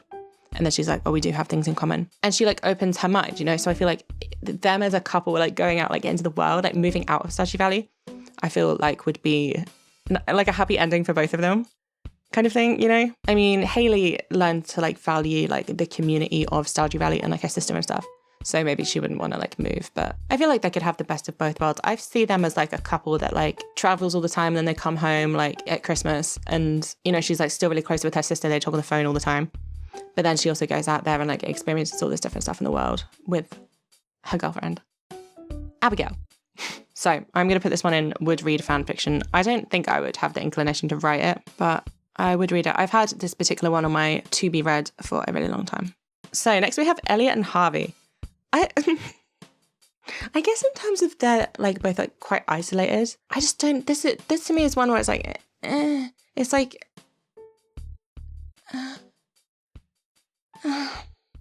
I don't know. Okay, this is random, but there seems to be different kind of like groups of characters. Like me, my characters that I like are like Shane, Emily, Haley, Sam, Alex, right? And then there seems to be the people who want to read Abigail, Sebastian, Sam, Sebastian, Abigail, Sam, Sebastian. And then there seems to be people who are really into like Elliott&Harvey and like Leah. And so this is maybe where that came from, is that, you know, it's just like a different part of the fandom that I can't like project my mind into. It just seems really random. Yeah, I guess that they're both like quite isolated people. And Harvey had his like dream of flying aeroplanes, and Elliott has his dream of being a writer. So he might be like, oh, that's really cool that you like actually pursued it and you didn't just like give up. Although he didn't kind of choose to, like he had to. But I mean, what would Elliott think about the fact that Harvey like gave up on his dream? Would he be like, that really sucks for you? Or would he be like, well, I pursue the desires of my heart, you know? Would he vibe with that? I don't know. I mean, again, it depends how you write it. I am 100% sure that there is excellent Harvey and Elliott fanfiction out there. If you gave that to me, if you give me two random characters from Stardew Valley, I'm gonna write you something good, you know, personally. That's just my fundamental belief about fanfiction, is that it can be so good. It can be so good and such an interesting like character exploration. And any of these, yeah, I believe in the ability of people out there, and also myself, I think I could do it as a fanfiction writer, to make it like believable, to make you go like, okay, that is kind of cute. I do ship it, you know? But like looking at it cold right now, it's like, these are two people who just don't ever interact. Right, I'm going to put them in, because otherwise I'm not going to put anyone in there, right? Because I kind of have the ability to understand all of them. But I'm saying, right, it seems random, but like I said, you know, I think that there could be interesting material there, but it does just feel a bit random. Like if you compare it to like, I guess if you think about like the source text of Stardew Valley, there's nothing in there that would make you put those two people together. Not saying that it's not valid, because that's like the most interesting thing about fanfiction, is like just like completely going outside of what is like canon. Anyway, is that enough disclaimers? Okay, I think you get my point, right? I see it. I'm not knocking it. I see the value. I see the potential. Just to me, it just seems a bit random, you know? Okay. Our next one. Oh, okay. Oh, I didn't tell you how many they had. Okay. So Haley and Abigail had 111. Elliott&Harvey had 110. Alex and Sebastian have 106 fanfictions. So this is very strange to me, because Alex and Sebastian fanfiction is so good. So good. Like, I don't understand how it's not higher up here, right? To be fair, when I saw it on like AO3, when I was searching for Sam and Sebastian fanfiction, and I came across an Alex and Sebastian fanfiction, I was like, that's weird. That's a weird pairing. Let me read it. And then I loved it.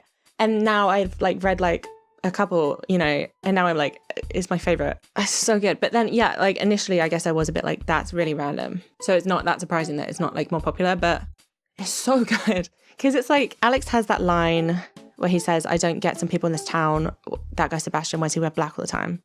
You know, and I think I said this in the Sebastian video where I said like, is that thing of like, who's that sexy goth kid, you know?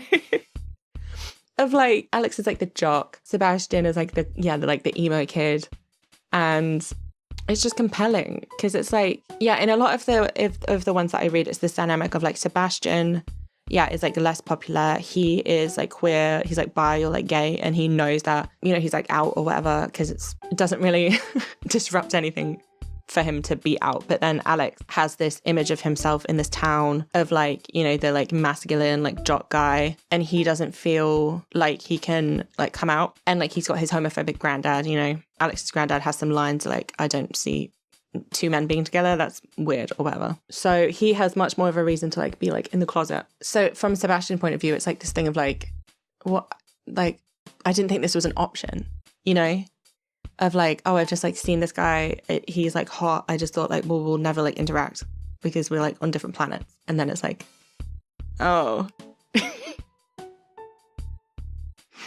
oh, you know. And like it brings like a depth to Alex, you know, in the same way that I said about like Haley and that I've been saying of like subverting this idea of them as like this like heterosexual archetype.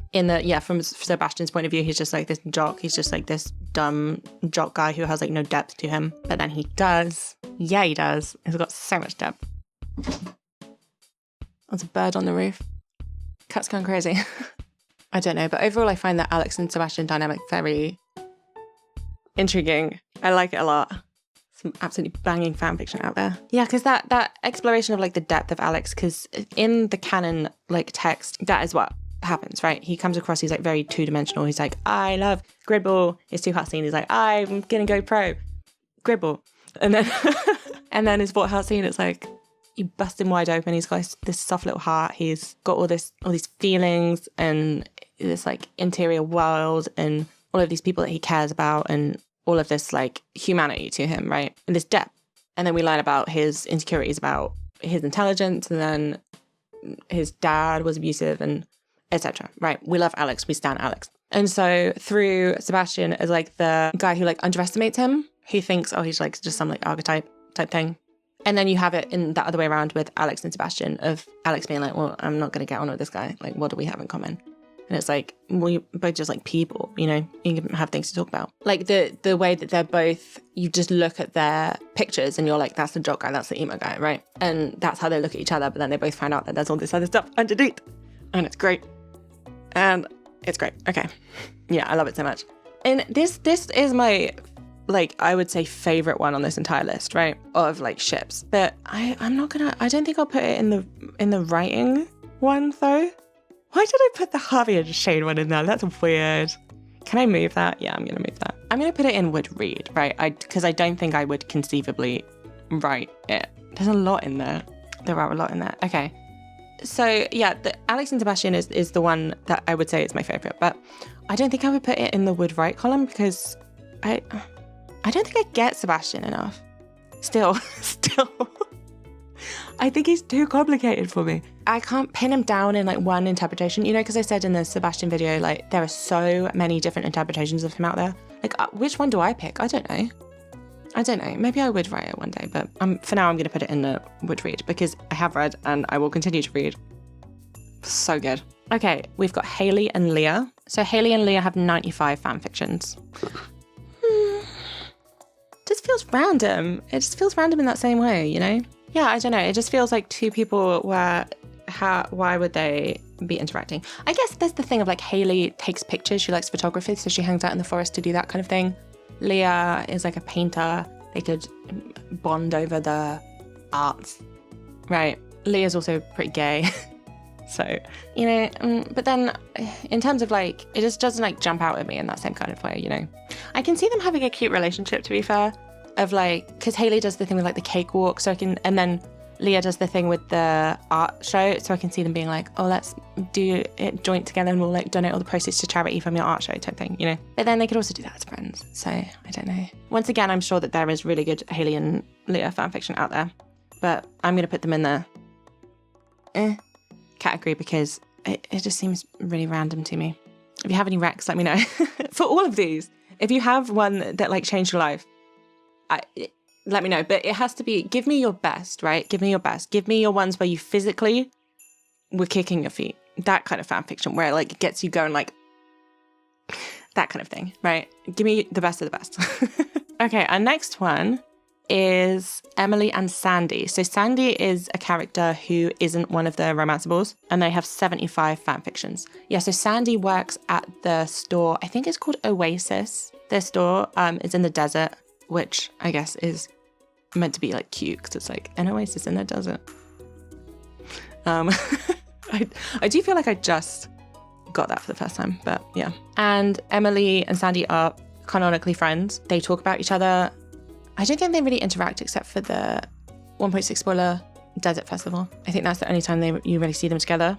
But Emily will say to you like, oh, my friend lives in the desert. I wish I could visit her today. When you meet Sandy for the first time, she's like, oh, Emily told me about you. You know, so we get a lot of references to them being friends. So people ship them, obviously, right? Because of course they do. Because Emily is like a bit of a weirdo, isn't she? She's like a kind of kooky crystal girly. And Sandy is on that vibe. She's on that type beat. She's just like kind of kooky looking with her little sideways portrait, you know? And she's like she's so, right, I'm bi, so I don't know if I can say this, but like she's very like queer coded in the way that she talks to you, because she's always like, oh, sweetie.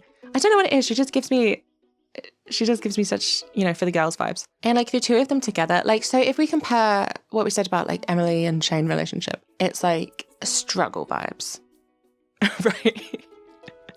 Struggle vibes. Personally, I love the struggle vibes. That's why I write exclusively fanfictions with Shane in them. But we don't really know much about Sandy. Sandy doesn't have that much characterization because she's not a main character. She doesn't even have any heart events. But from the vibe that we get from her few lines of dialogue, it seems like it would be smooth sailing, you know? Like they're just on the same vibe. They're really good friends already. They kind of get each other. You know, like I can see them running this small business together. Like Emily sells her like handmade bracelets or something at her shop. Like she makes clothes for Sandy as like an expression of love. It's like canon. It's another one of those pairings that in my head, that's canon, right? But it just doesn't, like I get it. I'm all for it. It's canon to me, but I wouldn't necessarily read it. I don't think, just because Sandy is such a non-character. She really doesn't have a lot of characterization, so I don't really care about her that much. So yeah, I don't think I would necessarily read Emily and Sandy fanfiction, so I'm going to put them in I get it, because I get it very much. I get it, but yeah, I don't think I have that level of investment to like spend my time with them, you know, in that kind of way. Okay, next we have Alex and Sam, and they have 65 fanfictions. This is one that's quite random. I was thinking about this earlier while I was making these like little graphics. Alex and Sam. So Sam sometimes is characterized as kind of rebellious, right? So you've got his like 6 Heart scene where he kind of is skateboarding and he kind of stands up to May Lewis a little bit. So I guess similar to what I said about Alex and Sebastian, you could have Sam kind of just like assuming that Alex is one way and being like, stop being such a dick to him. And then he like learns that Alex is like different, and then vice versa. But I think that they are very similar in a lot of ways, in a way that kind of makes it a little bit uninteresting to me. You know, this thing of like, oh, I feel like I have to keep up this facade of like one thing when I've got all these feelings on the inside, and the image they both present to the world is quite palatable, you know? Like with Sebastian, I think it's interesting because, you know, he puts himself forwards as such like an alternative kind of guy. But Sam and Alex, I would say they're quite basic. They're basic bitches. And so I don't really think that they would have like an adversarial relationship at first. They just like wouldn't really think much of each other. Maybe they'd be like kind of low-key friendly. But then I can see them in the way that they're quite similar. They could, you know, share. They both got like dad issues. Relatable. That could be interesting actually if we come at it from a dad issues point of view. I don't know, it just doesn't like hit in the same way. You know, when I was talking about Alex and Sebastian, I was like, hee, just doesn't make me hee in that kind of way. I would read it if it was. See, I'm interested now because this is one of those ones where I'm like, I'm interested and I kind of want to search it and I kind of want to read one of them just to see what they say. So I'm going to put it in I would read fanfiction, and I might go do that after I finish doing this just to see, because these are 2 characters, right, that I love. I'm an Alex girly, I'm a Sam girly. Obviously, you've got Shane in the S tier, but they are solid A tier characters for me, right? So because it's the 2 of them, I'm like, well, I want to read more. I want to see what happens, you know? So next up we have Elliott and Sebastian, and they have 54 fanfictions. Once again, I know that out there exists a really, really good fanfiction that makes it very clear that they have a lot of things in common and that they would have interesting things to talk about. But I feel like they just wouldn't, you know? maybe that's what's interesting about it. Like, if they talk to each other, Elliott would be like, oh, good morrow, fellow citizen, or I don't know, say some like bullshit, and Sebastian would be like, okay, all right. And I guess they both have this like way that they present themselves to the world. Like in the Sebastian video I said, I think Sebastian chooses his words very carefully. He wants to come across as like a I've become so numb kind of guy. And Elliott also clearly kind of chooses his words carefully. I've seen a lot of people have commented on my Elliott video saying like, I think that he like orders you a wine or whatever because he is trying to like be this image of like a guy from a romance novel. Like he talks that way and stuff because he's adopted the personality traits of like characters and stuff. But then I don't think that it's like that's like cope or anything. I think that's just like who he is. Like we all adopt personality traits from pieces of media, you know. But then with Sebastian, it is kind of like a intentional facade. So I guess maybe it could be interesting from like the irony pill kind of way. Like Sebastian is like, this dude is so lame. Like he cares so much. Like it's so extra, you know. He's like sarcastic about it. And Elliott is so earnest. So it could be interesting to kind of challenge Sebastian with that, with his earnestness. But that I don't see them as like a couple though. I don't see it as a couple. I'm going to put it in friend vibes because I do think that that would be interesting. That particular dynamic of like, Elliott is so painfully earnest and Sebastian's like, he's just like sarcastic about everything. I don't care about anything. I don't care about anything. And Elliott's like, care about things, Sebastian. That's what life is about. But I don't see that. I don't really see there's an age difference as well. But so I'm going to put them in friend vibes because I think they would be good friends. I think that would be cute. Okay. This is where we have a streak. We have 4. The next 4 are just people being shipped with Shane, which is crazy to me. So buckle in, homies. So we've got Elliott&Shane 53, Sam&Shane 51, Alex&Shane 48, Sebastian&Shane 48. So we've got, you know, around 50 fanfictions for all of these people shipping with Shane. Okay.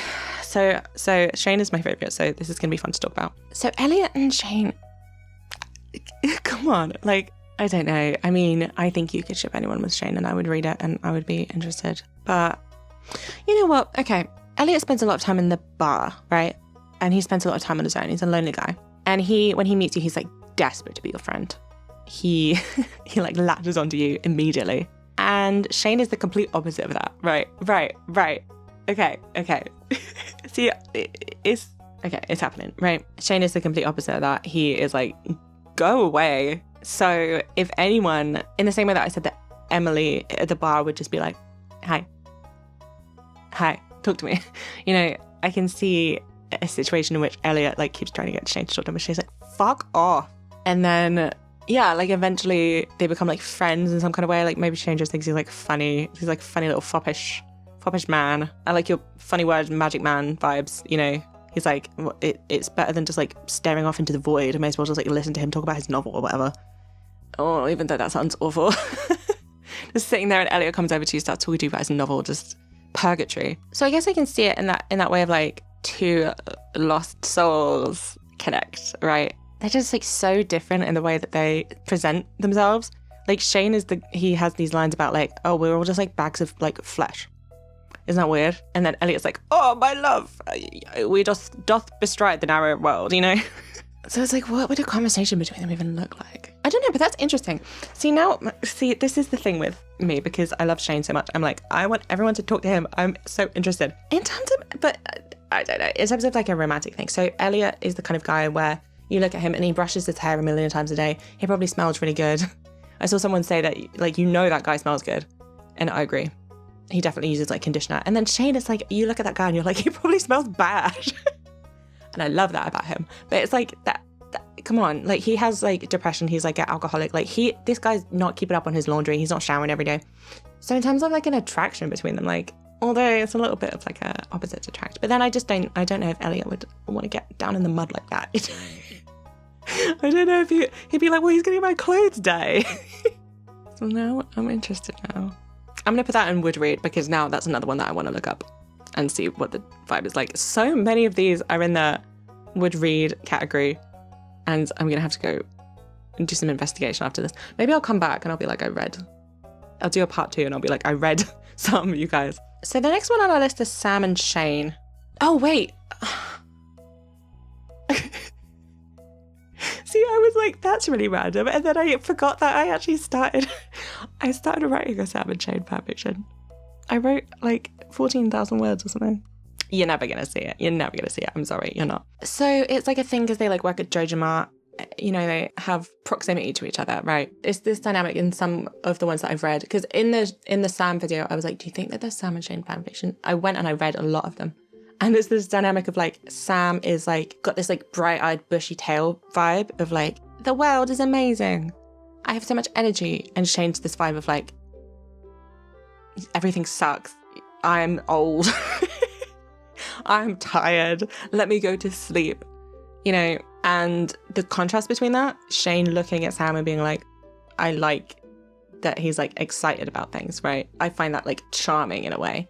And then Sam looking at Shane and being like, he has had like all these experiences or he's like so deep or whatever, you know? And like Sam has this thing of like, people don't like take him seriously. People don't talk about like sad stuff with him. No one wants to talk to him about what's going on with his dad or whatever. And I feel like Shane would be one of the only people who would be like willing to be like, yeah, stuff sucks. The world can be really bad, you know? And so I feel like he would find that appealing in that kind of way. But then once again, we have an age difference question. I haven't been talking about that much with the non-canon stuff because it's like with fanfiction, it's like they're not real, you know? If you were to say, oh, every like problematic thing in fanfiction, if you were like, you can't do that, that's problematic, no fanfiction would exist, you know? People doing this shit for free, like, but then it's like, that's definitely more of like a one shot. It's not like a relationship vibe. Like they're not like end game, you know, but I do see it and I love both of them. And I did write some fanfiction, so that's going to have to go in that column. Yeah, I was writing it from this perspective of like, Shane finds Sam refreshing and like Sam is like happy to have someone to talk to about like darker stuff type thing, you know? Anyway. So yeah, we're still shipping Shane with people. Next we've got Alex&shane. And like, there's the grid ball thing. So Shane said he used to play grid ball. He was like on his high school's varsity grid ball team. And I'm like 99% sure that varsity just means like he's really good at it, right? That's like the top level team or something, I think. We don't have that here. And then Alex is, you know, very gridball pilled. He's a big gridball head. So there could be something there. And then it's like, yeah, like what I was saying before about like, what does this mean to them, right? And it's like maybe Alex, because Alex is worried fundamentally about like just being like washed up, just being like his dad and just being like aimless and like pointless and not making anything of his life. And Shane, I guess to Alex, from Alex's point of view, would kind of be that of like a guy who like used to play gridball, like doesn't anymore, didn't really do anything with it. And also just like didn't really do anything with his life. He's just kind of bumming around. And also the thing with the drinking, right? In that Shane is like an alcoholic. His dad was an alcoholic. Like that comes up a lot with Alex in fan fictions. Like he just doesn't drink. He doesn't like being around it. So I can see him in a way that's not necessarily good for him, being interested in that kind of way, you know, in being like the very stereotypical thing of like, this reminds me of my dad, so I want to fuck it, you know? And then Shane, I guess it's just the reverse, right? He's like, that bit in Fight Club where he's like, I felt like destroying something beautiful. Like, I see it as being this very adversarial kind of tryst of like enemies to lovers or like an enemy lovers, right? Of like, oh, you're such a, you know, piece of shit. Like, you annoy me so much, and then they're kissing, right?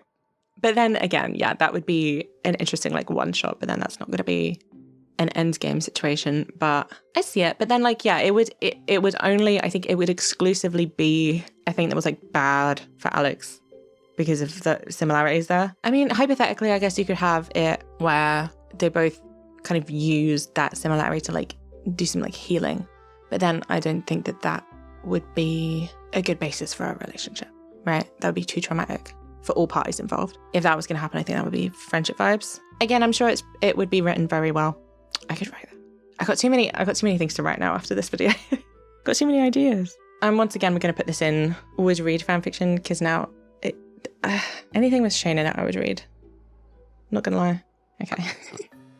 I like him. He's my little guy. He's my comfort character, you know? So yeah, now we have Sebastian and Shane. And this is one that I find the most random. Because like with Alex and Sam, I was like, they're too similar. They're both like the sunshine of the grumpy sunshine. It's like, well, this is two grumpies.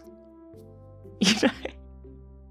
But like different grumpies. I think I have read like a one shot of these two where it was like, just like May as well, you know?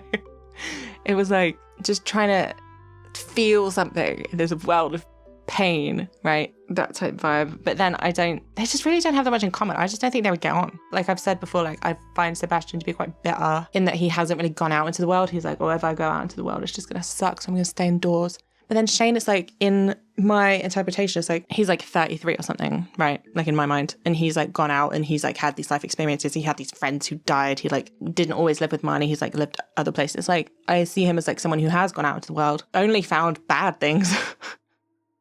And it's like, okay, never mind. Let me just go into my little shell now. So I think, yeah, they're just too different in that regard. In that, you know, I think Shane would look at Sebastian and be like, why are you so sad? What do you have to be sad about? And then Sebastian would look at Shane and be like, I don't know. What would he think of him? Probably just think he was like a loser, right? Probably just like be kind of judgy and being like, oh, you still live here and you have this like job in the supermarket or whatever, you know? Yeah, I don't know. I'm going to put this in because I have a lot of tolerance for shipping Shane with people. I just don't really get it. But then I would read it. But then I would read I'm going to put it in but we all acknowledge that I will and have read fanfiction, but that doesn't mean that it's not still just like really random. Okay, we have 5 more.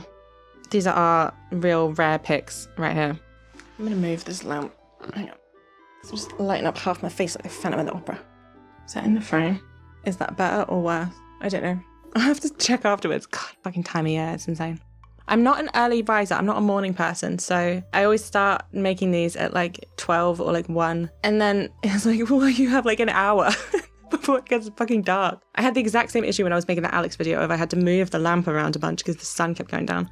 Anyway, so our next pairing is Abigail and Maru. They have 45 fanfictions. And it's like, I don't know, this also feels random. Like these last few feel random in the way that it's like I've made my Abigail video, I've made my Maru video, but that just fundamentally doesn't mean that I'm like a Maru girly or like I'm a Abigail girly. Like it just doesn't, you know, you put Shane with someone and I'm immediately like, well, they could be, you know, talk about this and this and this, but it just like doesn't spring out at me in that same way. Let me think about it though. I mean, yeah, because there's the thing with both of them with like expectations, breaking out from like under your parents. Abigail wants to like go see the world and stuff. They both kind of need that independence. But Maru in the end kind of likes her life with you. Like she goes through a similar thing to Alex actually, in that it's like she's aiming really high because she thinks she should, because she thinks if she doesn't, then people will be like disappointed in her. And she hasn't had the room to really think about what she actually wants. And then when she thinks about it, it's like, well, I don't need acclaim or whatever. I just need like a happy little home. So I don't know. Yeah, I want to say like, oh, it'd be cool for Maru to like get out of Stardew Valley or whatever because she has so much potential.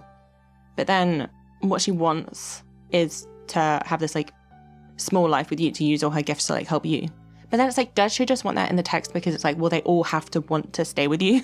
Because that just has to be how the romance of Stardew Valley, the game, like concludes, is that they want to be living there with you because that's what they're going to do, right? Because with Abigail, I feel like that's the vibe, but he couldn't quite change her character enough to have her just unironically be like, I love living on the farm.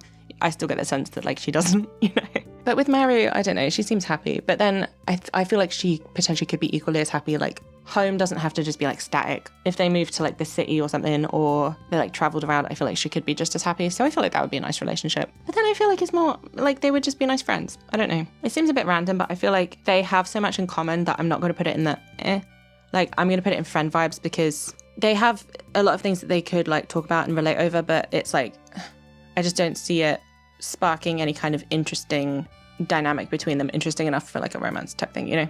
Okay, now we have Elliott&penny. What is there to say about that? I don't know. This is I don't have a script, I'm just making these up, and it's like, what is there to say about that? I don't know. Okay, because Penny's whole thing is so like tied up in like her mum, and Elliott is a grown man, you know? But then I guess it's also like people's approval.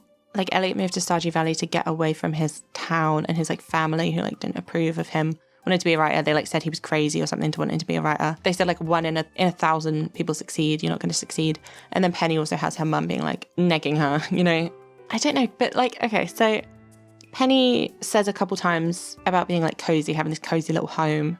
Elliott doesn't like it in his like horrible little cabin or whatever where it's cold. So I can picture them like just having this like if we take the age difference question out of it briefly, I can see it kind of, having this cozy life where like he's like a writer and she is like a teacher. I guess they're both quite academic in that kind of way, right? You could say that about Maru and Penny as well, and that they're both quite like learned.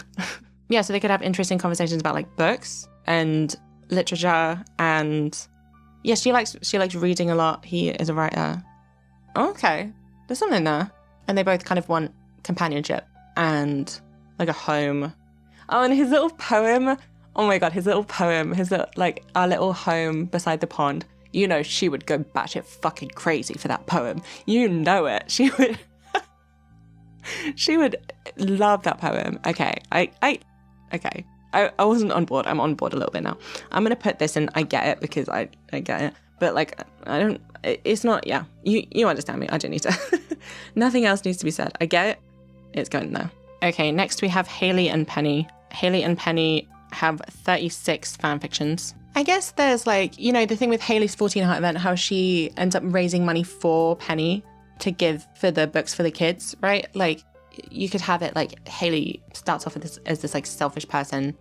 Penny is, by all accounts, this like paragon of virtue in her eyes, right? She's like, oh, she's such a goody two-shoes or whatever. And through each other, like Haley becomes less selfish and Penny becomes more selfish, right? Like they pull each other, because Penny needs to be more selfish, because Penny, she like lay down in a puddle for people to walk on her, And Haley is like lazy, doesn't really super see the point in doing things for other people. So that, they both kind of help each other like in that regard.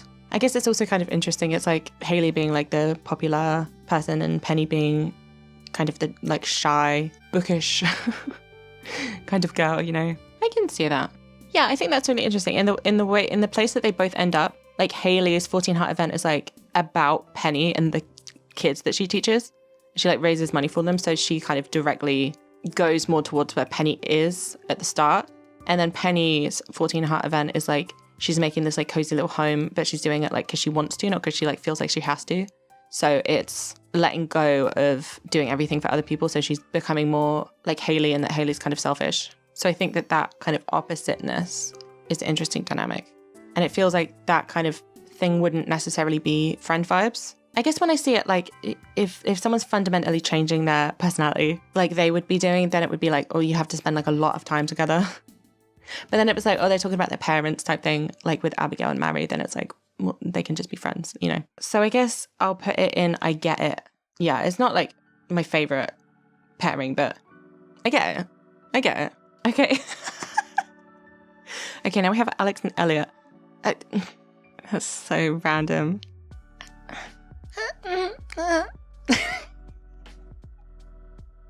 Okay, so I guess if we cover it from like a point of view of like presentation, right? Like Elliott, of all of the bachelors, is the most like femme. He's got his long hair. He probably smells really good. He talks about how he brushes his hair like 5 times a day or whatever. And then Alex is like very like macho. He's like wants to be seen that kind of way. So that could be interesting in like a gender dynamics kind of way, in that like Elliott teaches him to embrace his more like feminine side, and like you can be soft and that there's no harm in that, Like Elliott's very in touch with his like feelings. He's a writer. He writes you a little poem and everything. So that could be helpful for Alex and his development. But then like, what would Elliott like from Alex? Just that he's hot? I don't know. Company, someone who believes in him. But then Elliott, you could say that about anyone. I'm going to put it in friend vibes. I mean, I probably would read a fan fiction, but that's a pretty low bar for me. I shouldn't have put it so high up on the list because that's a pretty low bar for me, but I'm going to put it in friend vibes because I think that there would be that interesting thing of like Elliott would teach Alex to be more embracing of his like feminine side or whatever. I think that could be an interesting dynamic. Okay, we've got one left. I stopped here because I just thought it was really funny that this one was so far down. And also, it just seems like a good stopping point. We've got Emily and Clint. And that's funny that it's so far down because Emily and Clint is like low-key kind of canon in that they go on a date, right? Canonically, they go on a date. Clint's whole storyline is that he fancies Emily. Emily's storyline, you can't talk about Emily's storyline without talking about Clint, which is annoying. since she wasn't originally a romance option, I think it's probably just that, like, if we think about it that way, like, they were intended to be shipped together just as, like, NPCs, platonic NPCs, right? Before she was a romanceable character. That was just, like, her, like, romance story that she would go through. Like, we were probably supposed to play and see Clint's heart events and be like, oh, I hope he gets with Emily, instead of being like, well, that's my wife, you know? But, okay. So how many fanfictions does this one have? 33. It has fewer fanfictions than Alex and Elliott, is these two people who, like, canonically, he fancies her. He talks all the time about he fancies her. There's so few fanfictions about them, and that's just so funny. And I am going to put them in here. And if you've seen my Emily video, you know how I feel about this. So I don't want to be too harsh to Clint. A lot of people said I was too harsh to Clint.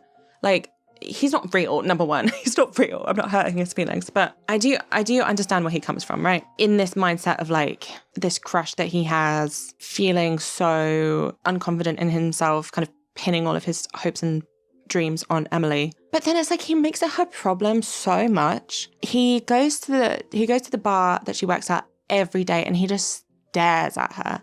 Like, we see this in, I think I noticed this just, like, if you just go into the bar, I think he's always, like, his little sprite is, like, facing her or something. And then in his, like, two heart scene, when he's talking to her, he's just so nervous and, like, so flustered. And then you see her talk to Shane after that, just, like, having a normal conversation, like two human beings, being like, what's up? Chickens. Great. You know? And he's like, how's your shift going? Shane King asks her a question about herself. He says, how are you doing? Clint, never. He doesn't care. He doesn't care how she's doing. He likes the idea of her, right? He thinks she's pretty. She's nice to him because she's in this customer service role, and he takes that and he runs with it, right? And he is all up in her heart events. Her heart events, her 8 heart event, the clothing therapy event. He busts right in there. He busts right in and he interrupts your kiss. And then he gets all sad about it, and then it just ends, right? He ruins it. He ruins the moment. Clint, let her be happy, and he's all... He just pisses me off. And it's the kind of thing where he could have development, right? I can see an Emily and Clint fanfiction where he is more developed, because it's like him having this arc of, like, being obsessed with her and then letting that go would be, like, a really good sign, right? If he was able to recognize his behavior and be like, oh, I'm being weird, and then let it go. Wonderful. We love a king who improves on his behavior. But he doesn't. He just, even, you know, there's that whole thing about how even when you're married to her, he's still like, I'm Auntie Emily. Like, and that's just because he's, like, code. But it just shows that he doesn't ever go through that. His big kind of development in his heart events is asking her out, like having the bravery to do that. But it's like, that's just not just the end, right? That the end point for him should be, let me not pin all of my hopes and dreams and my desires on this woman who is only nice to me because she's at work, right? And Emily is just such a nice person. Like, she would be nice to everyone. If he keeps trying to talk to her, she's not going to tell him to stop. She's the kind of person where if he said, like, can I have a hug? She would just do it. And she'd be like, oh, yay, let me give you a hug. Instead of, you know, being like, no, that's too much type thing. You know, like, if he was like, can I have a picture of your feet? She would be like, okay, sure. Are you going to buy me some shoes or something? You know? Like, she's just so good-natured. It just feels like he's kind of taking advantage of her in some way. I don't know. Yeah. If you ship it, if you see, you know, him going through some kind of arc or whatever, I understand, right? I guess what's in the game, he just gives such red flags that I just can't. She just deserves better, right? She deserves better. She probably deserves better than Shane as well, actually, to be fair. Unless he really pulls it out of the bag, you know? Emily and Sandy forever. Emily and Sandy forever. That'd be so funny if in the game, you know, because there's that bit where he asks Emily out. It'd be so funny if she was just like, no, I'm gay. And I have a girlfriend and her name is Sandy. I think that's what should be in the game. Eric, rewrite time. Come on. We need some canonical lesbians in Stardew Valley. Eric, come on. Okay, so this is my finished tier list.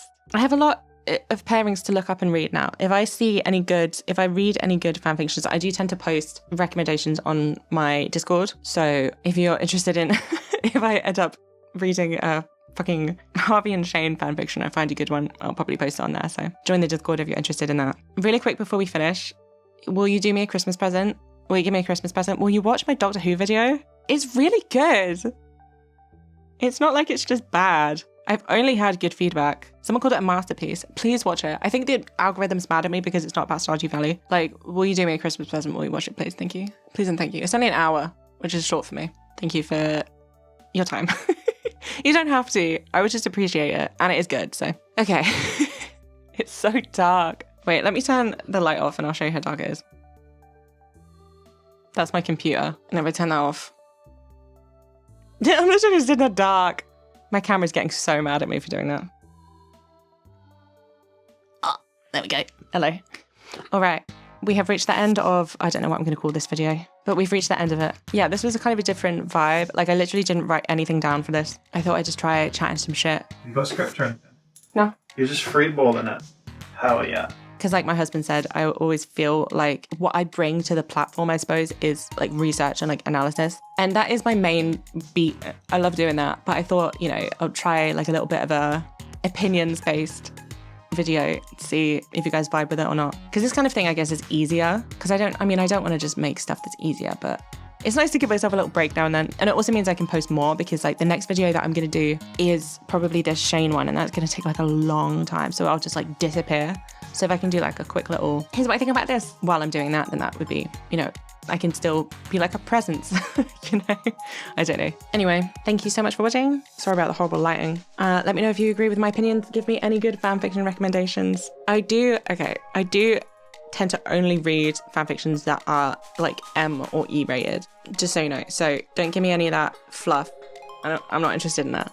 I'm a 27-year-old woman. I know what I'm about. I hope you're having a good day. I have a Patreon. You can join that if you want to. My little Sams.